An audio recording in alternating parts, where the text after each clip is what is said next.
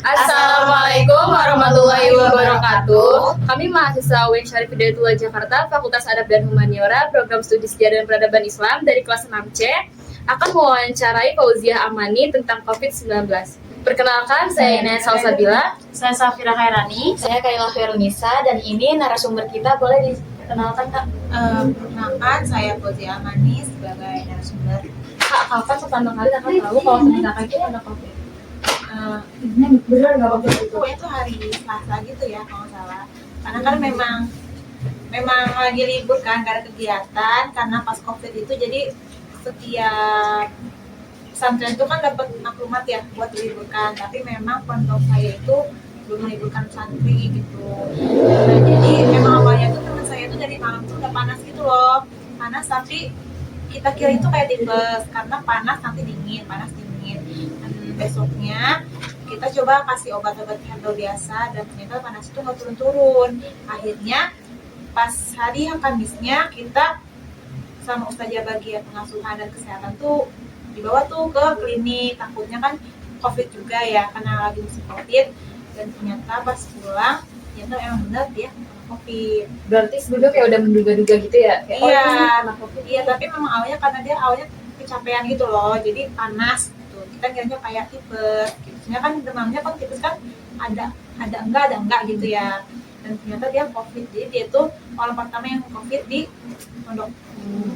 Oh, berarti gejalanya tuh cuma panas kayak mau tipes atau flu gitu ya? Iya. Apa ada gejala lain yang mungkin kayak sesek atau apa gitu? Awalnya tuh emang dia pilek, tapi nggak berat gitu, terus yang batuk kering gitu.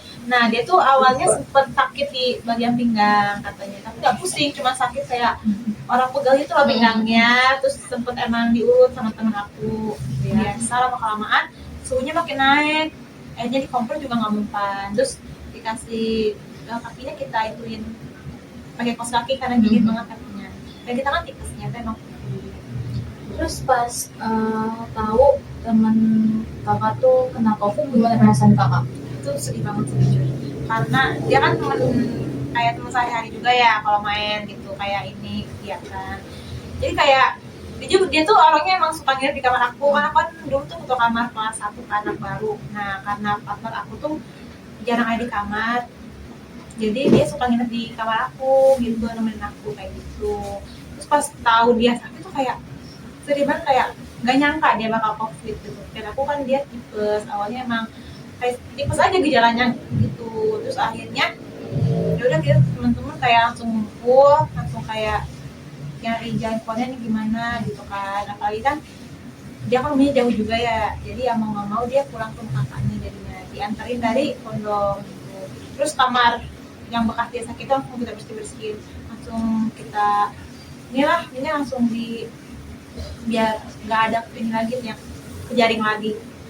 Itu kan pas lagi di pondok ya? Iya. Berarti sebelum pulang dari pondok itu kan kamu udah gejala-gejalanya kayak COVID gimana gitu kan. Terus cara kamu nanganin teman kamu yang sakit itu gimana? Kalau pagi tuh kita pasti jemur ya, dari jam 8 sampai jam 10 lah ya. Kalau jam 9-an jemur pasti yang sakit itu. Terus pondok itu kan emang identiknya sama makan bareng-bareng gitu ya kan, satu nampang, satu nasi. Tapi semenjak karena COVID itu jarang buat makan bareng-bareng, jadi harus makan sendiri, pakai piring sendiri, terus minum juga nggak boleh bareng-bareng di lokal. Nah, terus kita tuh wajib tiap mau tidur sama bangun tidur tuh kita selalu diminumin air hangat sama campur air putih gitu kan, kayak gitu. Terus sama ini sih paling obat-obatan mandiri ya, pribadi gitu, obat-obatan sendiri. Mungkin boleh yang bisa bawa madu atau bawa obat yang lain juga nggak apa-apa.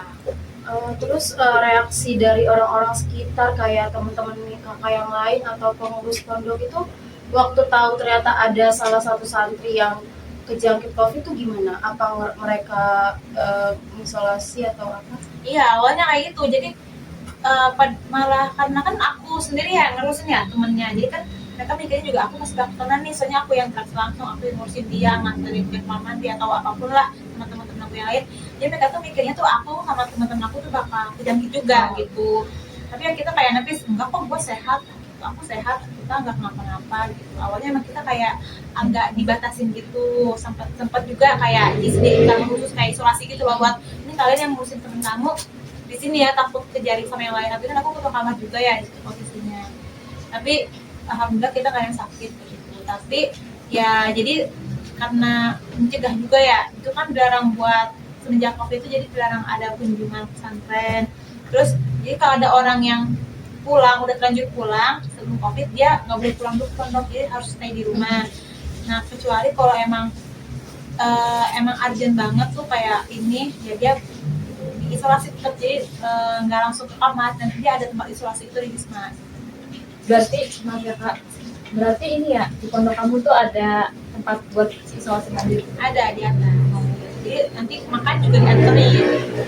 Soalnya kan dia kan di luar ya, takutnya dia terjadi penyakit itu gimana gitu. Nah, setiap itu tuh setiap pagi tuh mereka pasti nanti ada ngontrol saja, kayak ada olahraganya kok tiap pagi olahraga senam kayak gitu, terus berjemur pasti ada. Tapi kalau sendiri takut ketular nggak sih, ada rasa takut gitu? Pasti ada Iya. kan, soalnya kan aku yang ngituin, temen aku juga yang ngurusin.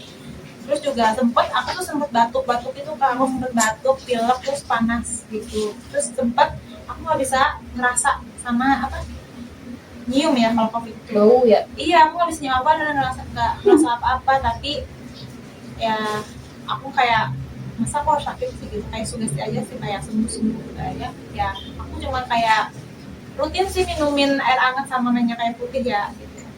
Udah mau nggak mau ya harus kayak gitu kan, udah sakit. Terus waktu pulihnya tuh butuh waktu berapa lama buat teman kamu buat pulih gitu, badannya jadi lebih enak? Kan gak lama dari kejadian temen aku tuh kasus yang COVID itu, 2 minggu kemudian tuh langsung dapet obat lagi pondok itu. Jadi temen aku tuh udah 3 kali kan dapet taklumat, suruh dipulangin kan santunya. Tapi ya namanya kiai ya, jadi mikirnya kayak kita sugesti Allah, tawakal gitu ya. Tapi karena ditegur lagi, jadi ya mau nggak mau kita dipulangin kayak gitu. Itu tuh jedanya cuma 2 minggu dari kejadian itu kayak gitu. Jadi dia sembuhnya itu pas kita libur sampai 4 bulan. Nah 4 bulan tuh dia udah masuk lagi sih pondok, pas masuk lagi. Oh berarti waktu dipulangin itu tuh dia belum sembuh gitu? Belum, dia udah pulang duluan kan. Oh. Tapi ada tantangan terbesar nggak sih yang kamu alamin pas temennya yang COVID, temen kamu yang COVID itu? Ya itu mungkin karena takut, itu pertama takutnya juga ya, tapi kan bersentuhan langsung, tindak langsung. Jadi sekamar, tapi sakitnya bukan di kamar aku, di kamar dia gitu. Walaupun emang dia sering nginep di kamar aku, tapi dia pas sakitnya itu tetap di kamar dia gitu. Jadi kayak aku yang nyopin yang inilah gitu, transfer langsung.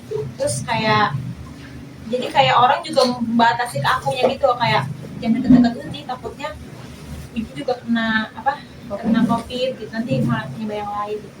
Itu aja sih. Tapi kayak dari situ aku mikir kayak gue sehat-sehat aja kok, nggak sakit gitu. Terus itu butuh berapa lama sampai temen kamu tuh benar-benar pulih bisa beraktivitas kembali? Mungkin selama perpulangan kali ya, selama liburan itu 4 bulan. Oh lama juga. Iya, lama juga. Dia pulih sih. Berarti selama COVID itu pondok tetap masuk dulu? Awalnya tetap masuk awalnya. Tahun? Enggak setahun, cuman awal COVID, terus cuman 2 bulan COVID tuh sempat masuk. Terus lebihnya emang walaupun masuk tapi nggak ada kegiatan gitu, jadi kita cuman jemur, olahraga kayak gitu aja, tapi nggak ada kegiatan. Tapi ini kegiatan belajar ya, kalau kegiatan kayak baca Quran, sholat itu masih ada pasti ya.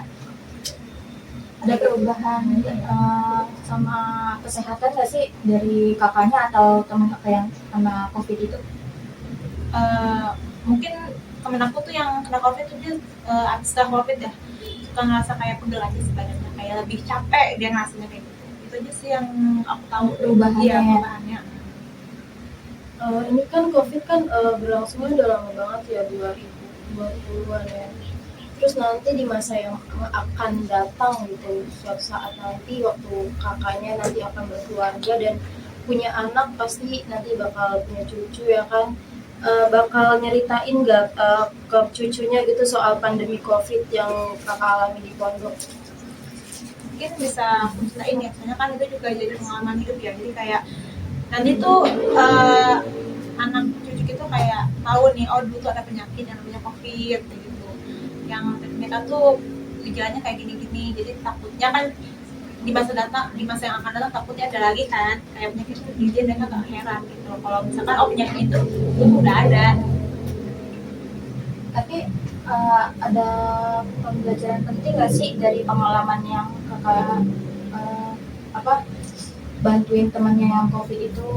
Banyak banget sih, kayak ya namanya apa sih, kayak tali persaudaraan ya gitu ya. Terus kayak jadi kayak tahu nih cara merawat orang sakit gimana, cara kita tahu cara ngobatin COVID itu mencegah ya, kayak buat ini menanggulangi lah, jadi kayak gini kayak gitu.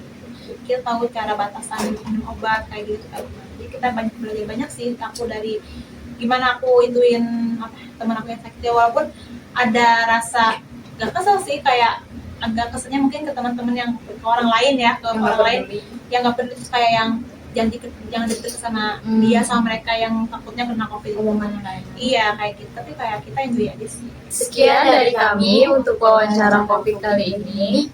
Selebihnya mohon maaf. Bila ada kata-kata yang kurang atau salah, wabillahi taufiq wal hidayah. Wassalamualaikum warahmatullahi wabarakatuh.